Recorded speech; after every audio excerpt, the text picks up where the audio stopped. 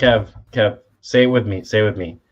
Same old sorry ass Rams.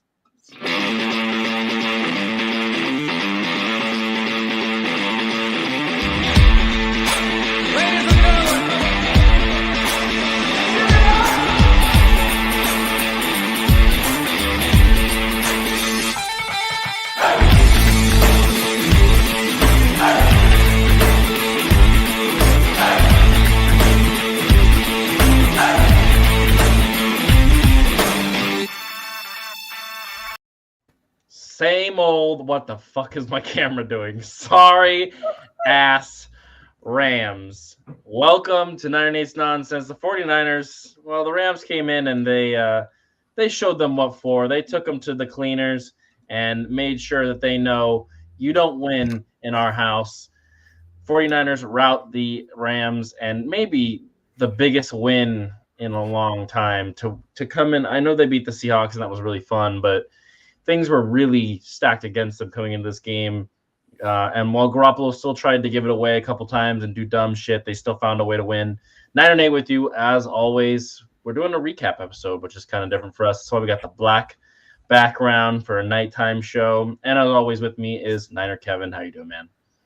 I'm great, man. It's just great to get a win. I think that this defense is finally getting rewarded, with some decent quarterback play. I mean, Garoppolo played – he missed a couple throws, but he played a typical Garoppolo game. I mean, 16 of 27, 240, an average of 9, 1 touchdown, no turnovers. So, I mean, if Garoppolo can do that and this defense plays the way that they can, there's no reason why this team can't win the division. I know a lot of us and some of us were a little bit down on the game last week, but, man, it just goes to show you when this defense is on. They're the best defense in the NFL. And again, another game where they haven't given up a first half touchdown. That's 4 straight games. So, pile it on early and hold the lead is going to probably be the key for the rest of the year. And I think that's just who this team's going to be, because not only is this how they're going to have to play, you have to be, you have to kind of play a little conservative when your quarterback can't really throw the ball downfield. And I think it's funny because the Rams know better than anybody that this man can't throw downfield. Yet for some reason, they just don't – they can't stop him. They can't stop him. When Garoppolo just plays mediocre football, they can't beat the Niners. And it's funny because he's played mediocre football in almost every matchup he's played against them, and they've won. And the only time he didn't play mediocre was the time they played him in the NFC Championship game, and the Rams ended up going to the Super Bowl and winning. And so, it's kind of weird how that works out, because you think that, okay, well, the Rams obviously have a lot more in this game. They're playing their team that's probably, or, a lot of people believe that they're going back to the Super Bowl. That was kind of early predictions. And for them to come to San Francisco and just lay a big fat one it's just great. I mean, it's awesome. It's exactly what San Francisco needed after last week. And now going into this, as the season goes on, they go into Carolina and play Baker Mayfield and just a putrid Carolina team. And then they play a pretty bad Atlanta Falcons team before they finally see, Mahomes God. And so my thing is reel off these wins. If you lose to the Chiefs, it's okay, because you get to see the same old sorry-ass Rams again in 3 weeks. And nothing has ever told me, and the reason I was so cocky about the NFC Championship game, nothing has ever told me that the Rams can beat the 49ers. I just don't believe it. I don't believe there's a world where the Rams can beat the 49ers. And they've proven it time and time again. They have no ability to beat the 49ers. They have nothing that can stop them. It's just until you got to show me. And the Rams have never shown me they can beat the 49ers when they play decent football. And that defense, it's the best in the league. I don't think any sports voice, name, talking head, anybody is saying that that's not the best defense in the league, because it absolutely is. No, they can lose players on that defensive line and have another guy come in and do work again. Like, it's impressive. Yeah, I think you got to give credit to the coaching, right? I mean, we know Chris Kocurek is probably one of the best assistant coaches on the defensive side in the NFL. I mean, he's always got that D-line, whoever it is, like you just mentioned, going off. And, I mean, DeMeco Ryans, man. I mean, this guy's the fucking man. I mean, what can we say about DeMeco Ryans? He always has his team ready to play. They're always forcing the issue. They're always making the quarterback look bad. They're always sure tackling. They're fundamentally sound. I mean, it's really amazing. And honestly, I really hope he goes on to be a head coach somewhere after this year. I hope maybe we can pay him enough money to stay. I don't think that's going to happen. He's definitely going to get an opportunity. But man, I mean, tonight was just an all-around coaching clinic. I mean, Kyle had the perfect game plan. I kind of gave him a little crap on the bubble screen on 3rd and 13, and we just forced a punt and had a good return by McLeod. I would have loved to see a deep play action shot there. We got away with it with the bubble screen on 3rd and 13. I actually loved the decision to kick a field goal when Kittle stepped out of bounds after that play, because it's not like you were, inside the one. You kick a field goal and you go up 7 points, and the Rams haven't scored a touchdown in over 3 quarters. So trusting your defense there was definitely the right decision. And it, for me, yeah, I think that people freak out about, Kyle's conservativeness, and I just want to come back to that. Yeah. I think that when you're up 8 points and this defense is playing as well as it is, I think Kyle made the right decision there. I think that I don't mind the fact that he, kicked that field goal there. I don't. The conservativeness is always kind of scary with Kyle, but when your defense is this good, I don't think it really matters, Kevin. Here's the thing, Nate. When you're at home and you have the crowd behind you and you have your defense already playing well like that, I'm totally fine with it, because that to me showed – what's up, Jamal? That showed to me that Kyle had a great feel for the game today. If this was on the road, late in the season, like if this same scenario happens at SoFi when you have a chance to go up 21 to – what was it, 21 to 6? It would have been 21 to 6 at that point. Oh, no, 21 to 9. If it's on the road, I would say go for it, because you're in a hostile environment. Now that you specifically beat them at home, it would be a great time to be aggressive on the road. So at home, I totally get the decision. On the road, I would have loved to see him go for it there. But since they're at home, I have no problem with the decision. The defense was eating. And especially if it was like a shootout, then I would say go for it. But your defense is playing lights out. Again, they've had to have given up the least amount of touchdowns from any NFL team this year. I think Kyle managed the game fantastic tonight. I thought his game plan was fantastic. And again, Aaron Donald had one pressure early in the game. We didn't hear from him the rest of the entire night. At least I didn't see him make an impact play. So I think this was a masterclass by Kyle. I'm usually very hard on him, but all around the coaching tonight was just stellar. And I can't say anything bad about the coaching tonight. It was a perfectly coached game. Yeah, I mean, I'd love to hear Jamal. Welcome to the show. I mean, what do you think about this performance? I mean, this was a Kyle Shanahan masterclass. I think we all kind of said it amongst ourselves all week. I think we're about to see a Kyle Shanahan masterclass, and we saw just that. The run game, Jimmy Garoppolo making, easy passes, easy wide open guys, and Deebo Samuel doing Deebo Samuel stuff. This is what Kyle Shanahan is here for, and this is why people believe in him so much, because he can do this kind of stuff, right, Jamal?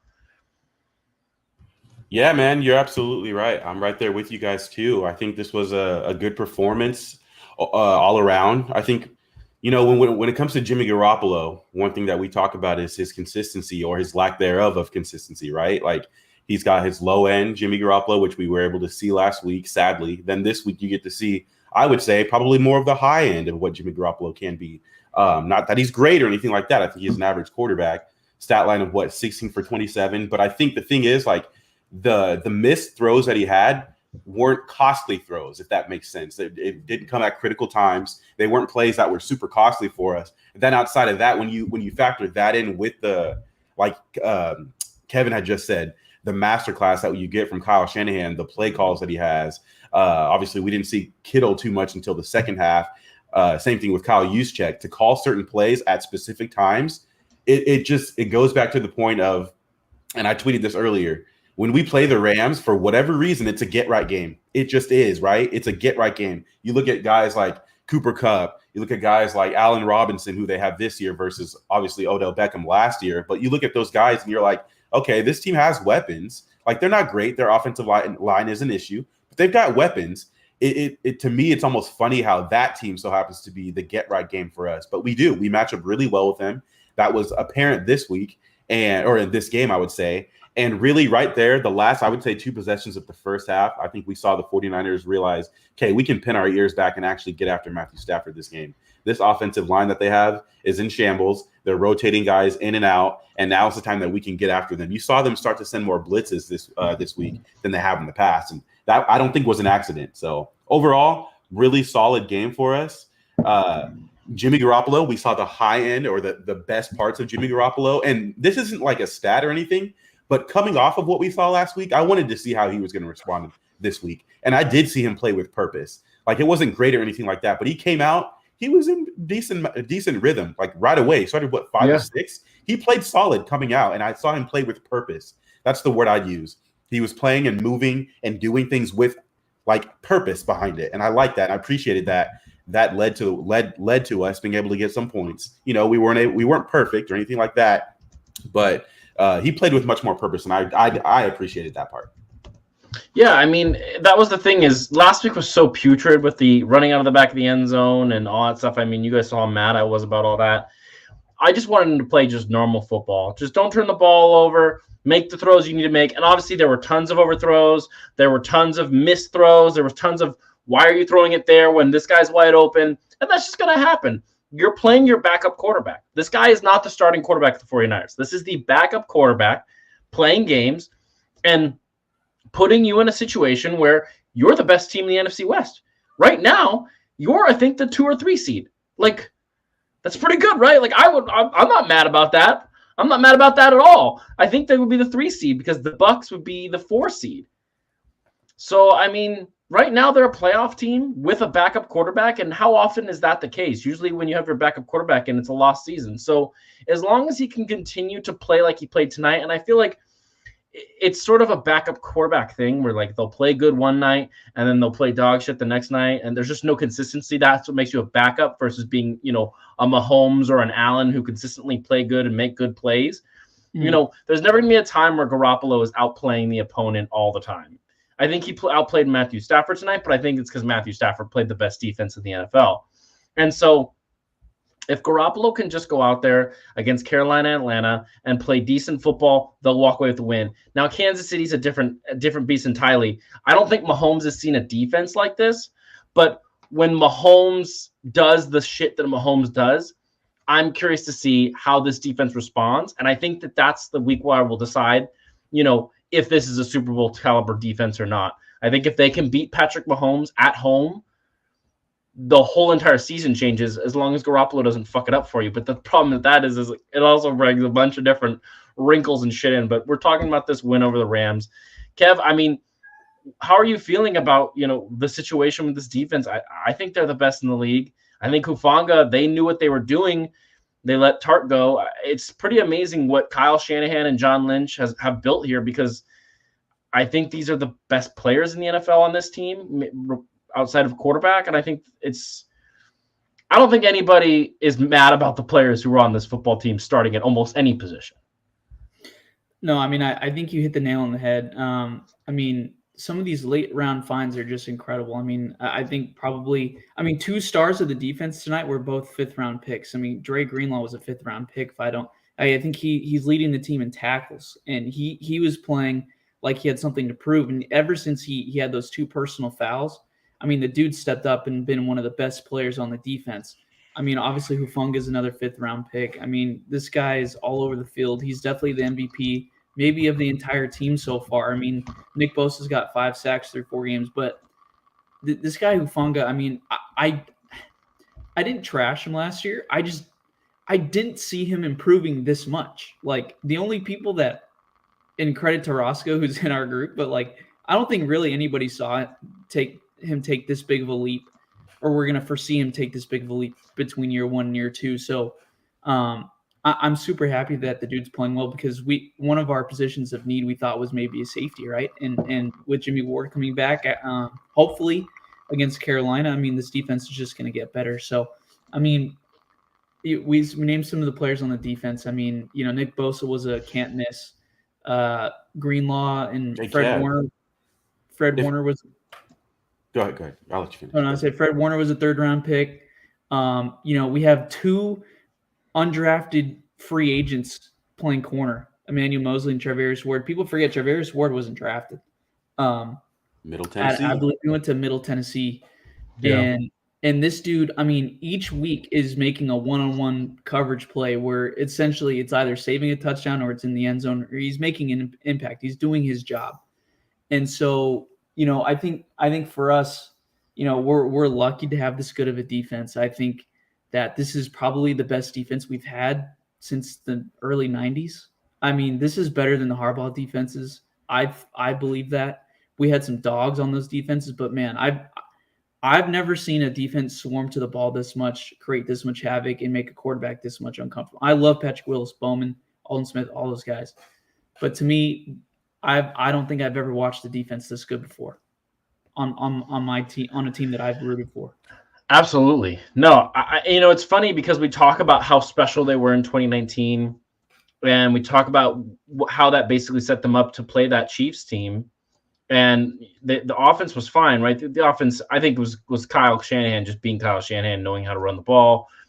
But this defense might actually be better than 2019. And when you think about that, it just kind of makes you think of the possibilities. Like, the Eagles are going to lose some games. They're not always going to be the best team in the NFL.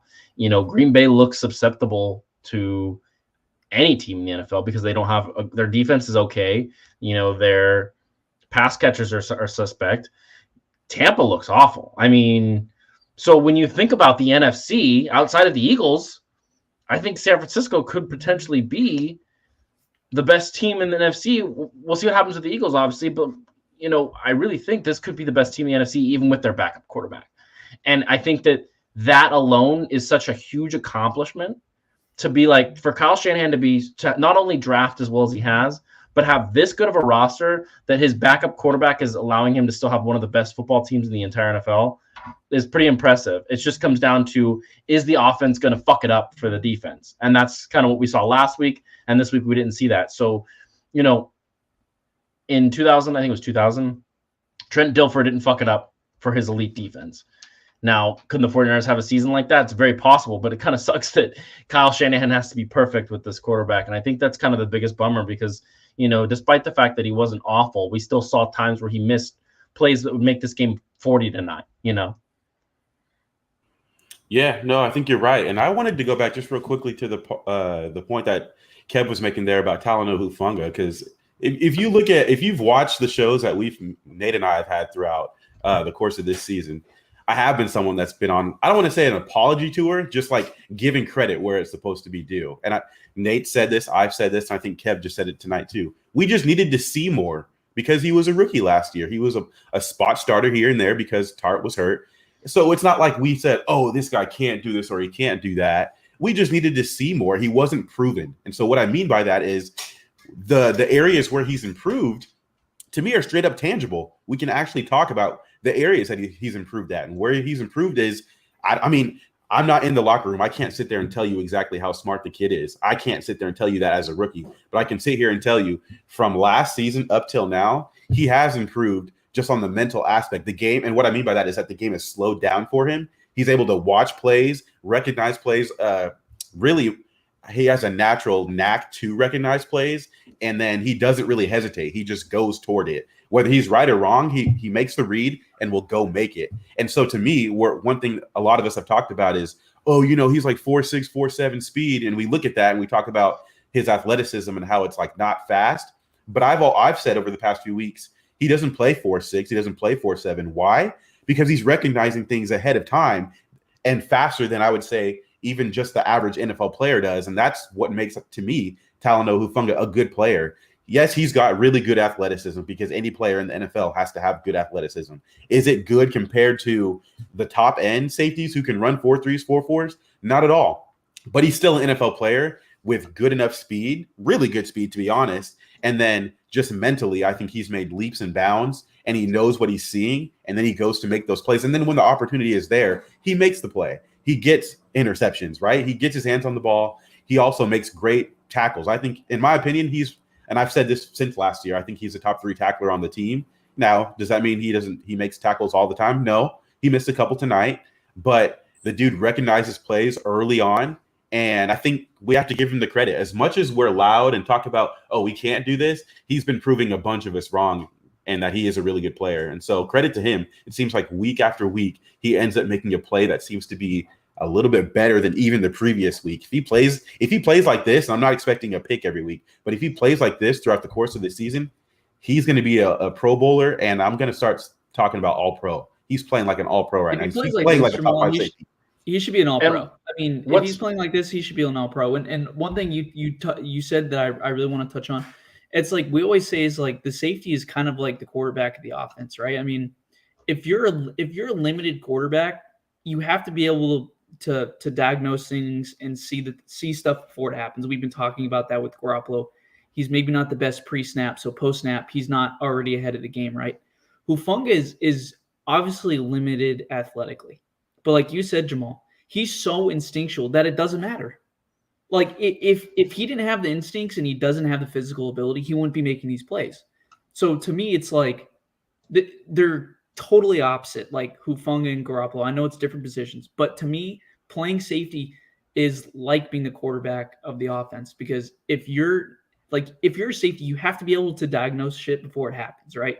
Because you have to be able to close holes. Let's say, you're on one side of the field and maybe you've done enough film study and you may not be fast enough to cover a skinny post or something, but it's going to be there. And you cheat, even just a split second. Like, for example, on the screenplay, Hufanga diagnosed the screen even before it happened. He knew it was coming. I don't know if it was due to film study or he just knew. And you could either run a 4-3 or 4-4 and still be a good safety or be a good football player, or you can run a 4-6, 4-7 and be instinctual and make an impact. And so for me, I can't believe how good Hufanga is. I'll just say it. I can't believe it. Speed does not matter if you're not in the right position. And more times than not, this kid is in the right position. And so his lack of speed doesn't show up as much as it does for someone who's like 4-3, 4-4, but isn't in the right position, if that makes sense. Exactly. He's unbelievable. And it's funny that this secondary is playing this well, and we don't even have Jimmy Ward out there, who's also one of the best safeties in the league. It's just I don't know, it's just so impressive what this team can do, man. And the fact is they're not even fully healthy. If they're fully healthy, sky's the limit, man. I just don't see a team that has anything near this kind of talent. I don't see another team that has anything like this that has the ability to just absolutely take it away from any quarterback, anyone in the league. And the fact that this guy, I mean, it's not just the picks and the tips. He's all over the field on every play. Like, I don't know if his motor is just unlimited, but there's times where he comes out like a piss missile. There was a play where he tripped and he still almost tackled the guy. Specifically on Hufanga, the guy is almost superhuman. And I think when you have that on your team mixed with one of the best pass rushers in the league, I mean, it's impressive that Armstead went down and Kinlaw didn't play, and it felt like they were still getting to the quarterback every single play. And so, what's up, 49ers Throwback? How you doing? And Son Ridgeway made a couple plays tonight too. I mean, exactly. They have so much talent on that defensive line. It feels like at any point they can make a play. And I think that that's the kind of stuff that when you get to December and January games, then that makes a huge difference. And I think that people always be coming back and forth and whatnot from injury, and it just feels like it won't matter. Just that DeMeco Ryans has these guys on such a wavelength. I mean, they've only allowed 9 points on 2 straight primetime games to Denver and the Super Bowl champs. And Denver has Russell Wilson, who's been a thorn in our side, and maybe he's not as good as he used to be. But, I mean, Denver's wide receivers are nothing to scoff about. Cortland Sutton, Jerry Jeudy, only allowing that team 9 points. And then to Cooper Kupp, who a lot of people believe is the best wide receiver in the league, only allowing that team to score 9 points is really impressive. And so it's just, if they can keep this up on defense, it won't really matter as long as Garoppolo isn't absolutely terrible what happens. They literally said Cooper Kupp can get his, but nobody else. And even when Cooper Kupp gets his, it's going to be hard. Like, that dude got hit. He's going to feel that tomorrow. Is he a really good receiver? Like, hell yeah, he's top 5 receiver. And the dude's a machine. He plays really good. I'm not taking it away from him. But everything is difficult. If you watch, not even just this game, but every single game that we played this year, Like we give up short yardage plays. Like they can have stuff in front. We just don't allow anything deep, and that's proven to be the case over each of these past 4 games. I mean, if you want to give up 14 catches but only give up 9,500 yards, I'll take that all day because he's only getting 5-6 yards of reception. It's not like he's going for 5 for 180 and he's got, what is that? That's like almost my math's bad, but like I'd rather you get more receptions for less yardage than just be running all over the defense, because every time Kupp caught the ball, there was somebody waiting for him. And like, you love to see that. And one thing that I wanted to mention, I tweeted about it, is that D'Amico Ryan's play sheet has WSARM on it. So he preaches each week that the defense is just going to swarm to the ball. I love that mindset. I love it. Yeah, no, I'm with you on that last part too. And the last thing I'd say here, because Kevin and I were both just talking about it, how often do you see a quarterback, or how often do you see a stat line of 32 for 48 for 254 for a quarterback of Matthew Stafford's caliber? Like they only ran the ball, I think, like 10, maybe 11 times. It wasn't working for them. Is that new? Hell no. They've never been able to run against us. So they put the game in Stafford's hands, and they still weren't able to do anything. It was the Cooper Kupp, Matthew Stafford show. Cooper Kupp ended up with what, like 120, something like that, 115 yards. But everything was tough. Like, what does he have? Like 14 catches, something like that. Everything was tough. Like so imagine everybody else getting less than like 100 yards. That's a stifling defense. It really is. And we should have had like 4 picks tonight. I mean, the defenders got to get on the jug machine and catch the ball, because, in the playoffs, you give somebody a second chance like that, maybe it doesn't happen the same way. But regardless, I mean, I'm happy with the win. But I would like to clean if I was seriously nitpicking, they've got to go for it. They got to catch the ball on defense, because the Gibson drop in the end zone led to 3 points. It didn't hurt us. But I mean, look what happened with Tart last year. I mean, it wasn't the end of the game, but can't say it didn't snatch momentum. So yeah, I mean, obviously there's things we can talk about with the fact that Garoppolo still does dumb shit. Like he misses guys wide open. I think there was a drive where they had a 3-and-out where it was overthrown pass, tip pass, overthrown pass. And I think that's kind of just shit you have to live with when you're playing your backup quarterback. But as long as Kyle Shanahan is scheming dudes open like he is, I mean, I would love to see the all 22 from this game, because it felt like people were just open all the time. And it's not like the Rams are necessarily bad defensively. They're pretty decent corner-wise, safety-wise. And it just felt like Ayuk, Debo, and Juwan Jennings were just open all the time. And as long as they're open 20 yards or less, then Jimmy's going to get him the ball. And I think that's a huge boon to the 49ers and what they can do. And hopefully Kyle can keep it easy. He's got 2 bad football teams. Keep it low key, keep it easy, get out of there with easy wins. Don't, try too much, and then get ready for Kansas City, because that game is going to take the whole entire bag to win. And it may be at Levi's, but Mahomes is playing, he's playing the best I think he's played in his career right now. The stuff he's doing is unfucking believable. Without Tyreek Hill, a lot of people shit on him without Tyreek Hill, and he's playing unbelievable. It's almost, it feels like I'm looking past the Carolina Panthers and the Atlanta Falcons, but when your defense is this good, I just don't think those are teams you should have to worry about. Yeah, no, I think you're right, and we're definitely going to be – that's our test. That's the test of the season for us. How do we perform in that game, especially if they're playing the same way that – or the Chiefs, if they're still playing the same way that they've been playing over this last week, I think last week their season started. They couldn't wait to play the Bucs. You could tell that Mahomes was looking forward to play the Bucs again. And so I think we got to see the real Chiefs, because I watched the game last week when they were playing the Colts, and they kind of had a wake-up call. I think we saw the real Chiefs. I think that it still goes through them in that division. That's my personal opinion on that one. But no, I think you're right too. When it comes to, I just wanted to mention again, our offensive line. How often did we talk about them? I haven't mentioned them tonight. Have you guys?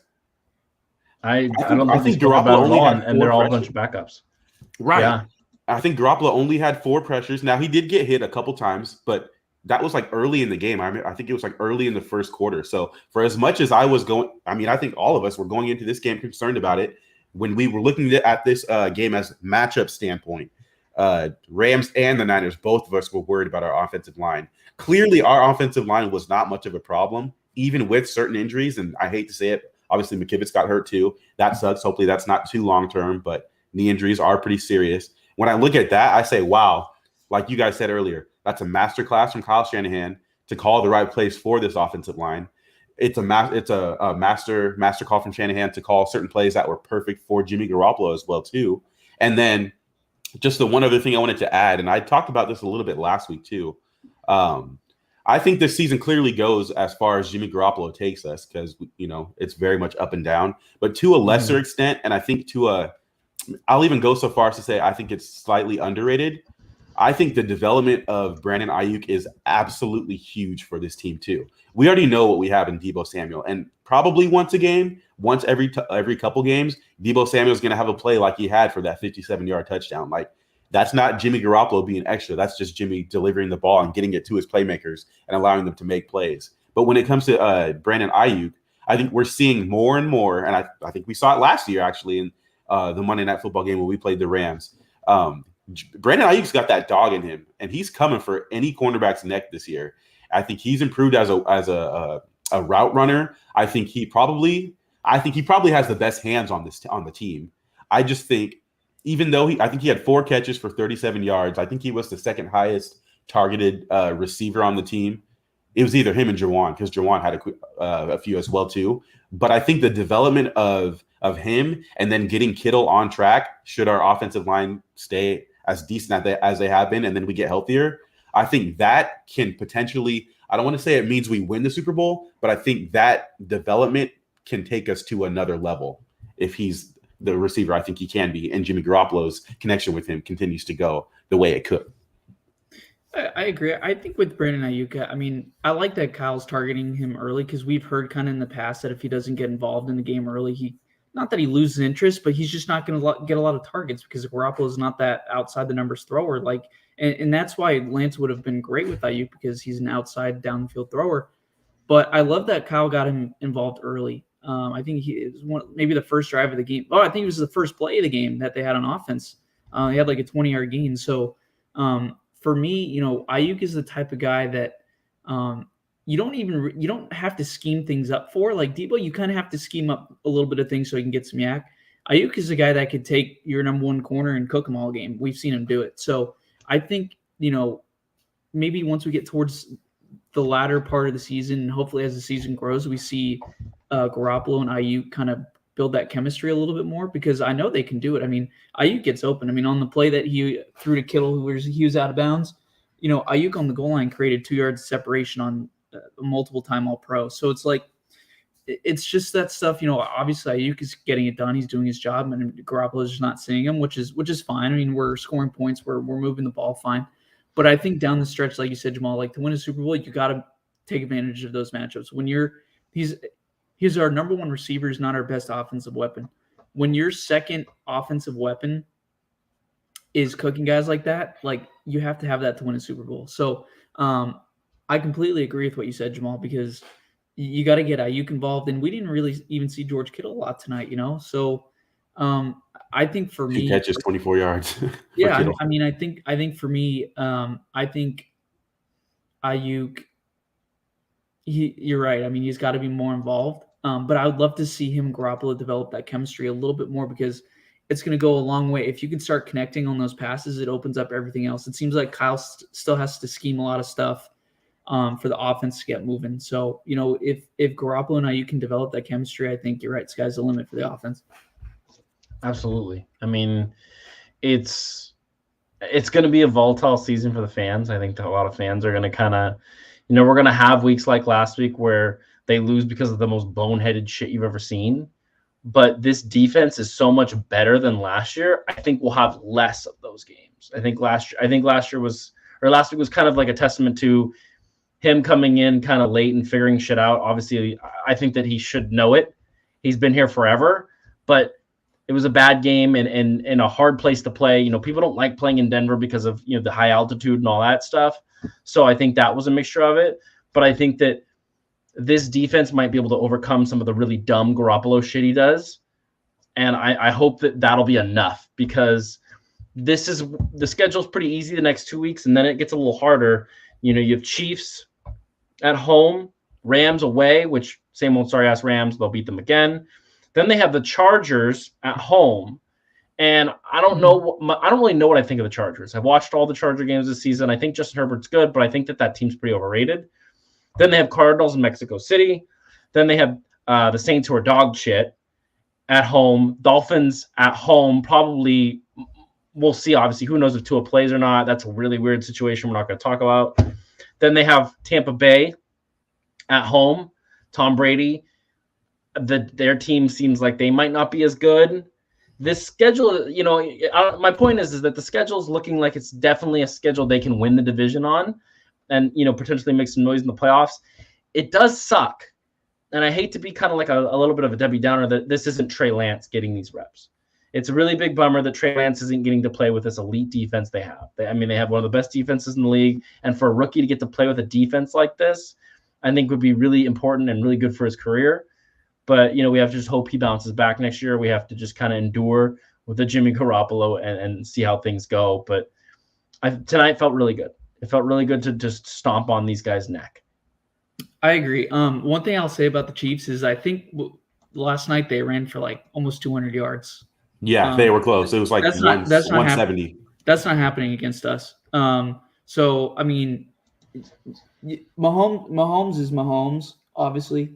But I think he's going to have a lot of 3rd and 7, 3rd and 8, 3rd and 10 against us. And our secondary is improved. I mean, we're getting Jimmy Ward back. Our pass rush is better. I think the game with the Chiefs is going to be very close. I'm not saying we're going to win, but there's no way that offense is going to run for a $190 on us. There's no way. I don't think we've even given up 100 yards rushing this year, maybe even like 80 yards rushing. I don't even know if we've given up that many yards rushing. So, I mean, these next 2 weeks are not going to be, I can't just chalk them up as wins because any given Sunday. But the 49ers should be very optimistic, and they should be 4-2 against Kansas City. They beat Kansas City, they should be considered Super Bowl favorites. It's just plain simple. If they beat Kansas City, they should be the favorite to win the Super Bowl because the Eagles are going to drop one here soon. And I think that the Eagles are their defense is tremendous. I don't think they've really played anybody that good. They played the Commanders. They played the Jags, they're obviously better, but I don't see anybody that the Eagles played that's like out of this world talented. I really think that Denver defense in Denver was really hard for the 49ers. That's a good defense. I think that, it is a good defense. And I think that that defense is kind of the reason that what happened last week. Obviously, Jimmy Garoppolo played porous. The Niners did play the Seahawks, who look like they might be like the most wishy-washy team in the NFL, where they're going to win some games, lose some games. And then they played a Bears team who doesn't look like they have any offense in a monsoon. So, I mean, it sucks that they lost to Denver and they lost to the Bears, but the 49ers start slow. It's kind of weird. We're at week 4. This is kind of where people start to figure out what a team is, who these guys are, who's good, who's bad. You start to figure it out by week 4 and 5. And I think that this will be the week where people start saying, okay, the 49ers are for real. They just need Jimmy Garoppolo not to fuck it up for them. And obviously it's going to take the rest of the season to figure that out. But right now, I feel pretty good about the 49ers, despite the fact that the quarterback has the tendency to fuck it up for them. Yeah, and I think just to kind of wrap this part up, because I know you guys just gave your thoughts about some certain teams and stuff. I'm actually going to go a little different than you guys because I think, Nate, I agree with you, right? What you just said there at the end. You start to find out who these teams are the further we go into the season, obviously, right? Because teams kind of pull apart and things like that. We're 4 weeks in. The 49ers have been definitely wishy-washy. I wouldn't even say wishy-washy. We've lost some games we should have won. There's an argument to be made. We could be 4-0 right now, and that we should be 4-0 right now, but we're not. I think you could say the same thing about the Eagles. I think the Eagles are definitely a good team. I think they're definitely going to make the playoffs. But I also think that the further you get into the season, I think the cream starts to separate from the crop. And I've seen too much of Tom Brady. I've seen too much of Patrick Mahomes. I've seen too much from Josh Allen, the Bills. Like, I think those teams are going to be the ones that start to separate. Those teams are all going to make the playoffs. I actually still think the Chargers are a good team, but it also depends on the health of Justin Herbert as well, too. Like, is this rib injury going to affect him for the next 2, 3, 4 weeks or longer? Like, a rib injury is a serious thing. And so we'll see kind of what happens there. That's kind of my thoughts when it comes to these playoff teams. I haven't said too much about who I think is going to make the playoffs or not. I think the 49ers definitely have a team that's more than talented enough to make it. If we don't make it, I'm going to be pissed. I'm going to be mad. They should make it. There's no excuses with Jimmy Garoppolo. He's not new here. This is the expectation. 49ers should absolutely make the playoffs. The Eagles, too talented. They absolutely should make the playoffs. Bills, Chiefs, like teams like that, they should make the playoffs. I think Kevin kind of touched on this point earlier too. Like the path for us to get to the playoffs, especially if we just win the division, which we're leading right now, is much easier. But even if we don't, we have to get through as a wild card. Like I like our chances over the Cardinals. I like our chances over the Rams should they not win the division. You know, like, but it's probably going to be one of us 3 teams that actually win it. So when it comes to that, no, we should make the playoffs. I just will say this, like, I won't say for sure who's going to or who's not, because there are certain teams that start off hot. And I'm not saying this is the Eagles, because I think the Eagles are good. But I do think, like, you have the Giants right now. They're like 2-2, aren't they? You have the Lions, who were 3 points away from being, I think, like 3-1. Something like that. So I think, you know, teams will start to pull off. And someone asked me this the other day, and I said, you know what? Ask me again how I feel about the 49ers and how I feel about the league literally in a month's time. Because we'll have 8 games under our belt at that point. You might see some teams who are 6-2. I think we have a good chance to see probably the Eagles. They might be 6-2, 7-1 at that point. What about the Chargers? Might they be 5-3? What about the Niners? Might we go on a streak right now, sit at 5-3, 6-2, something like that? So we'll start finding out a little bit more in the next 4 weeks, and that's when I'll start saying, okay, these teams are for real. Some of these guys were like are contenders. Some of these ones are pretenders. And then when it comes to, you know, week 13, week 14, week 15, we'll start knowing like who are like real Super Bowl contenders rather than just like playoff contenders at that point too. I agree. I'll be honest with you. I think if we saw the Eagles next week on a neutral site, I think we beat the shit out of them. I'll be honest with you. To me, this defense. Who did you say? The Saints? No, the Eagles. The Eagles, gotcha. I think if we played the Eagles on a neutral field, I think it's it may be a 2-score victory, because you can't tell me that Jalen Hurts is gonna put up 21 on this defense. Nobody's been able to do it so far. They just played the Super Bowl champions, and Matthew Stafford had 45 passing touchdowns last year, and they had 0 tonight. So for me, I mean, and I tweeted this a few days ago, like I haven't been really impressed with any teams. Maybe Kansas City, because Mahomes is just Mahomes, and the Bills, they've kind of fallen off a little bit. I think, honestly, even though Garoppolo's our quarterback, I think we're the best team in the NFL. I really do. And tonight showed you why. I mean, I don't think anybody is going to be scoring more. I mean, this defense at the end of the year, we could be talking close to 85 Bears, 2,000 Ravens. Yeah. I mean, this defense is just so good. And yeah, I mean, that's where I'm at. I really think we might, even though we're 2-2 in the power rankings or whatever, not going to say we're a top 3 team in the NFL. I think we are. I think we're number 3 in the top 3 right now, maybe behind Kansas City. And because maybe the Eagles, everybody's going to overreact on the Eagles. But I think when they absolutely stomp Carolina and Atlanta, I think people will kind of change their tune, because I think that the Eagles have a much harder schedule. Let's just look it up real quick before we close out for the night. So the Philadelphia Eagles play the Cardinals and the Cowboys, the Cardinals aren't that good, and neither the Cowboys. I think those are tougher games than what the 49ers have. The 49ers have a Carolina team with Baker Mayfield, and Nick Bosa hates that guy and is going to want to kill him. And then they have Atlanta Falcons, who the Falcons have been game, but they're not us. The Falcons, I just don't think they're that good, though. Like I think these are 2 really good. These are 2 of the games that like I was really looking forward to for Trey Lance, because they're bad teams. You know, he gets to score some points. They get to get their offense, you know, ready for Kansas City, which was going to be a shootout or just a dogfight. I mean, anytime you play Kansas City, if Patrick Mahomes is on the other side of the field, it's a dogfight. Guy's the best quarterback in the league, and it's not even close, in my opinion. So, I mean, I think that it'll be interesting to see how Kyle Shanahan tackles that situation. Will he do the same thing he did in the Super Bowl, where it's mainly like just find the way to get some points on the board and then hold on to those points and hope you can stop Mahomes? Because I don't think that's how you beat him. But it'll be interesting. I think that's the biggest game of the year, personally. I think it was big to beat the Rams, right? It's really important for the NFC Championship rematch, all that shit, right? But we know the Niners are better than the Rams. To play Kansas City again for the first time since the Super Bowl, it's just different, man. It's really different. And I don't know why that game is not primetime. It makes no sense to me. because I wonder if they'll flex it out. Can they do that? They could flex it, but I was wondering too. I mean, if we're 4-2 and they're 5-1.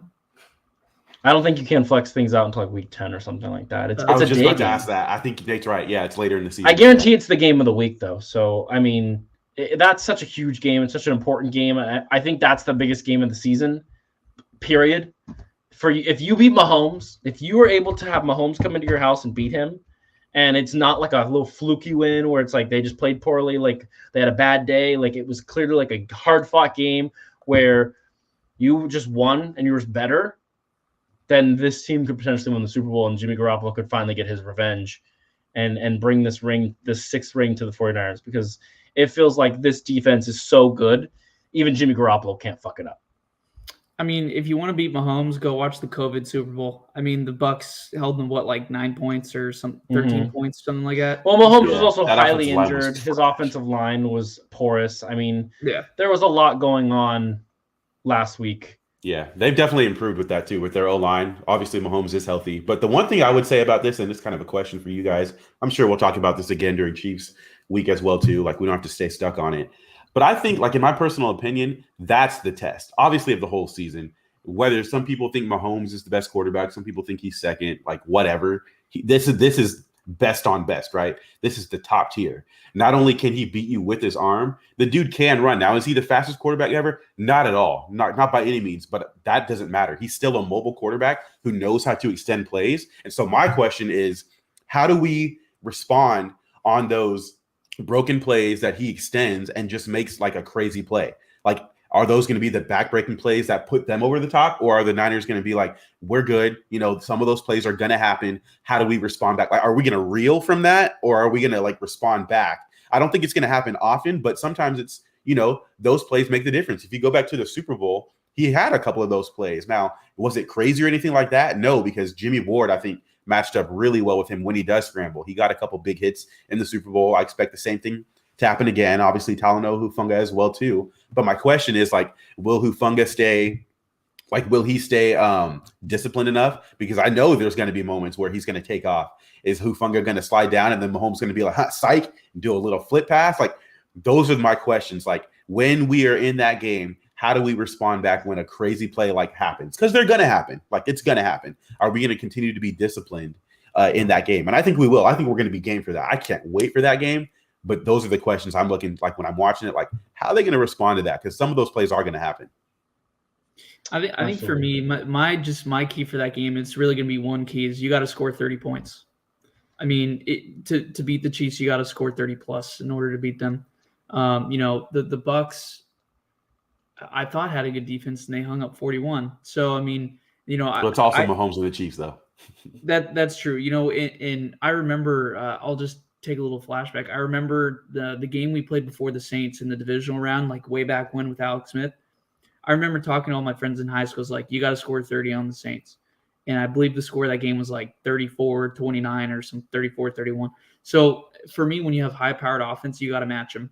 And for me, maybe the Chargers as well, there's going to be a couple games where we're going to have to score 30 plus because this defense is not going to hold the entire year. It's just not. I mean, they could. I mean, can you predict that? No, they're going to have one or two games where they're going to, give up some points. So for me, I mean, and we haven't scored 30 yet this year. That's the only thing that's a little concerning about the offense. We're one of the top 7-8 scoring offenses. We haven't scored 30 yet. So for me, that's going to be the key to the game. It's just score 30 points and you have a chance to win. Absolutely. Is there anything else you guys want to say before we close for the night? It's getting late. So I got one last one just for Kevin. This is just fun for you, Kevin. Jimmy Garoppolo, 27 pass attempts. San Francisco 49ers, 18, 19, 20, 22 rush attempts. And we won. That's just crazy. That's crazy. So I'm not taking a shot. I'm just pointing it out. We won a game like that. This was just a Kyle Shanahan masterpiece, man. This is the reason you don't even think about firing him, because he can find ways to win when his quarterback is absolute ass. He's drafted this roster. They've told us forever. This is his baby. He's controlled the 53-man roster. Him and John Lynch have picked these players. He picked Hufanga. He picked Kittle. He picked Fred. And so for the people who continue to tell me they should fire Kyle Shanahan, why? Because they have one of the best rosters in the NFL, And they're winning despite the fact their quarterback runs out of the back of his own end zone. And they're probably one of the favorites to win the Super Bowl despite the fact the quarterback ran out of his own end zone week 3. So please, if someone can at me, 90849, and give me a real reason why you think Kyle Shanahan should be fired. Is it his mismanaging of the quarterback? Because, I mean, Trey Lance got hurt. That sucks. But they were smart enough to sign a backup who can find ways to win. I mean, they know who they are. They know their identity. It takes them a little bit of time, but I think they're just going to roll from here on out. I think this is who they are. I think they're going to have games where they lose, right? They're always going to lose bad games to, like, teams they shouldn't lose to because that's football. But do you really think that they would be doing better with another quarterback? Because I just don't. I don't. I think Kyle Shanahan is their best chance to win a Super Bowl. I don't think changing the quarterback or changing the general manager or changing the head coach is going to change that. At this point, we roll with Kyle Shanahan until we win 6, or he just has a god-awful season, or Trey Lance turns out to be a bust, which hopefully that doesn't happen. I mean, that's my biggest thing. I think that Kyle Shanahan knows who these guys are, and I think that there's a lot of potential in the NFC this year. They could really pull something special off. I don't know about, and like I said, the most important thing is this Chiefs game. This Chiefs game will give us our answer.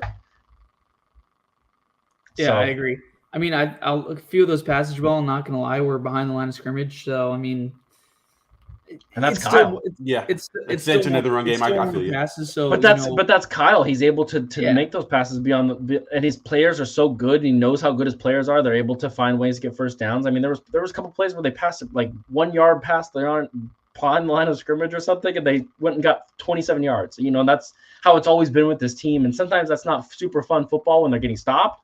But when Kyle Shanahan's making plays and they're scoring on that, it's a blast. It's an absolute blast. Yeah, we call that the extension of the run game. And I don't think there's anything wrong with saying that. Yeah, it's an extension of the run game. And just everybody to remind themselves, the 49ers are 23-1 when they run more than Jimmy Garoppolo throws. So the rest of the year, run the damn football, please. Hopefully Jordan Mason can see the field at some point, because can somebody check on that man? He should be able to see the field. And then lastly but not least, and Nate, we could talk about this next week because I know we got to get out of here. Yeah. I'm starting to we got to figure out what we're going to do this offseason, because I would keep Emmanuel Mosley over Jimmy Ward. That's my personal opinion. I think having a corner of that caliber is more premium than a safety. I'm not saying you get the same production out of that safety if you get a different safety than Jimmy Ward. That but I think at the premium, it is a juicy topic. We can start talking about that. We'll start having more in-depth conversations about that kind of stuff. I think the next 2 weeks are going to be pretty low key just because the two teams are playing our dog shit. And so we can start talking about that stuff as we get closer. Kevin, if they want to find your stuff, how can they do it? So on Twitter, you can find me at SF90949 or hashtag #GetWellTrey. And then I'm also writing for Stadium Rant, the Niner Empire section. I think I have like maybe 15 articles out now or something like that. Our website is growing. We had like 15,000 views last month, I think. So let's keep that rolling. So I pump out 2-3 articles a week. So those are the 2 places you can find me. Absolutely. Jamal, how can they check your stuff out? Yeah, man. So you guys can check me, as always, Young Jaw 49er on Twitter. That's YUNG, no O, Young Jaw 49er, all one word. You can check me out there. I also will be doing a podcast this Wednesday as well with Amin the Dream. We go every other Wednesday, so you can check us out. That's on his channel. If you don't follow Amin, you should. He is the next generation that will be leading, or he is the next fan generation that's going to be leading the charge. And I think that he's an awesome follow, very smart kid, super charismatic, very smart, knows what he's talking about. Get on the train now before he's super famous, because he's on his way. You can check me out at those 2 spots. I will be starting back up with Grant here pretty soon as well, too, and we'll let you guys know when that segment continues again, called Ask Jaw. Absolutely. You can find me at 90849 on Twitter. Thanks for tuning in with us. Thanks for checking out. We did a recap for the first time. It's kind of fun, kind of different. We'll be back next week to talk about this Carolina game, how it went, everything like that. I think it should be pretty self-explanatory. But before we go, I just want you guys to all participate in something with me. We're going to say something together. Ready? We're going to end the show. And the count of 3, you're all going to say, same old sorry ass Rams. Ready? 1, 2, 3. Same old sorry ass Rams. Rams. See you next week.